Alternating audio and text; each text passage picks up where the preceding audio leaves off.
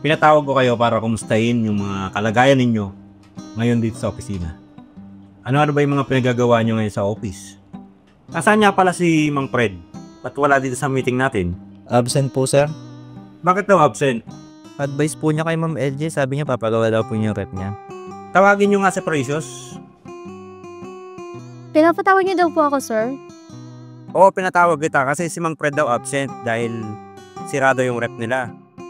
Sabihin mo kay Mang Fred, itapon na niya yung rep niya. Bumili na lang siya ng bago. Pwede siya mga 3.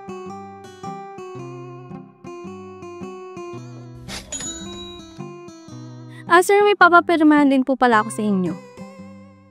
Storbo naman to. Sa susunod, huwag na kayo tumanggap ng trabaho. Binibigyan nyo kami ng gawa, nakakabala na kayo sa amin. Imbis ka tambay-tambay kami dito, binibigyan nyo kami ng trabaho. Ayaw ko mapabad yung mga tao. Hindi pwede yan, ha? O Apon, bakit mukhang nagkikaindi ka ngayon? Sir, tinigil ko na po ating paninigarilyo eh. Bakit tinigil mo yung paninigarilyo? Kagaling ang hika mo niyan, pati ang ubo mo.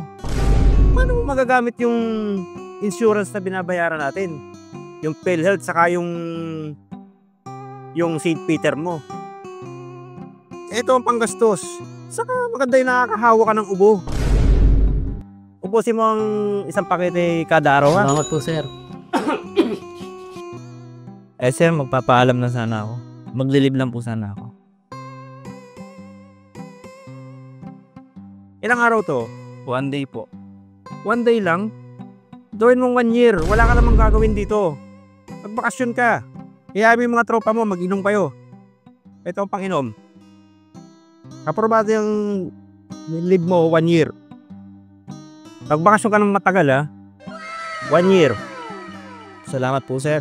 May bublow out ko yung mga tropa ko sa probinsya. JR? JR? Sir. Mukhang antok na antok ka yata, ah. Medyo ano, sir? Puyat. Napuyat ka dahil sa barkada? Naaya lang, sir. Ito ang unan. Natutulog ka, huwag kayo magpupuyat.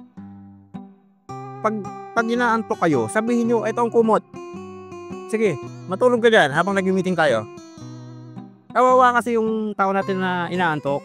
Okay? Sir, wala mong salamat, sir. Talagang makakatulog ako na maayos dito. Matulog ka para maging productive tayo ngayong araw. Mr. Marjon, mukhang matamlay ka at namumutla. Medyo napasaba kagabi. Dumating kasi mga tropa ko eh. Napasaba kami ng inumin. Naabot kami ng umaga eh. Sakit tuloy ng ulo ko. Hindi makapokus eh. Nasaan na yung mga tropa mo ngayon? Ay, nag-uwi na kanina ding umaga. Nagsiuwian na rin. Gawa ng mga lasing din. Mali yung ginawa mo. Bakit nagpapahalata kang hangover? Pabalikin mo yung mga tropa mo at kulang yung ininom ninyo. Dagdagan nyo ng isang truck na alak. Yun. Ang tama. Mag-inom kayo. Kunti nyo tumamaya. Hindi mapapakinabangan yung insurance nyo kung nagtitipid kayo sa alak. Maganda yung... Napakadami ito. Huwag nyo titipirin ng sarili nyo pagdating. Bumili ka ng Wag Baliw saka Docs Ang. Ayos to. Para sa pampulots nyo, ha? Dami O, nito, sir. Salamat. dagdagan mo pa. Ayun. May pang-scatter pa. Dami talaga nito, sir. Salamat dito, sir.